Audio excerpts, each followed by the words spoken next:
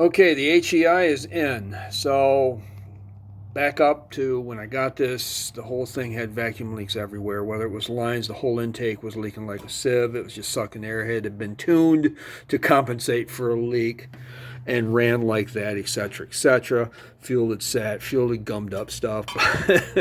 so, so anyway, um, this is their Ford part of their motor crap setup. Probably made in Mexico. I don't know, but made in the coil was made in Vietnam. It just I knew there was an ignition problem. Once I got the leaks situated and I dialed the idle screw to blah blah blah etc.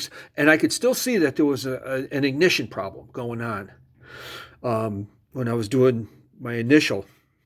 So I was like, okay, well, got all the stuff fixed as far as vacuum leaks, intake, all nice and cleaned up, painted, and new valve covers, and this thing was just really crusty underneath here, just really crusty. So and I was like, okay, well, carb is squirting good, power valve is actually working, but I was having problems electrically. And anyway, so remove all that. And Summit HEI came in Thursday night. Got it wired in.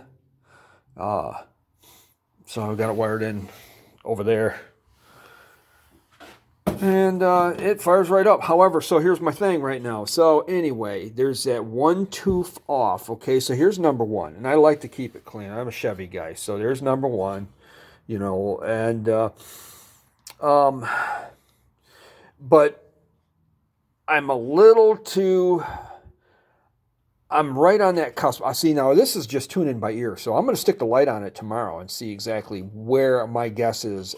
But anyway, so I'm right there against it. The guys on the forums, they would have the pot over here hitting up against this. So it was completely the opposite with this. So when I dropped it down, now technically, could I then move my plugs and then readjust it from there?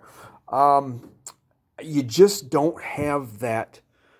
It's really funny. You think you can because you're just like, okay, how far? But then you're off on another spot. So anyway, I'm just going to pull it and stick my screwdriver down there, and I'm going to tweak and drop it back down in so I can have my pot right about here. And then I can have at least a little movement here, and then my sweep right here. I'm probably at about 13 degrees. At 12, that's the standard, and I can just feel it. It's just on the cusp of that, when you go to fire it up. But it fires right up. It just, not on the first click, though. So it's just got kind of that little, well, I haven't started this thing in hours, and it's in the garage, so just before I get off on this thing, let's just see if she fires up with no choke. It's been about 4.5 hours, and it fires right up. So, not bad. It's kind of chilly outside, but anyway, cool. Yeah, it's been about 4.5 hours. I think I wrapped up on this thing about. Well, it was about 1 o'clock. I had enough. I got everything dialed in. The bolt is snapped. Well, it's not snapped. I'm sorry. It's stripped out in the damper because I pulled all the plugs, and when I pulled everything, so I'm getting ready to,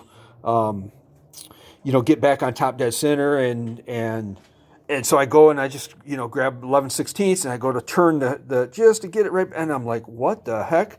And Amy's right here behind me. And if you don't want to get on the film, because I'm not going to record this a second time right now, sweetheart, I'm just sitting here pointing at the thing for the update. So, because you better watch it. You better get it.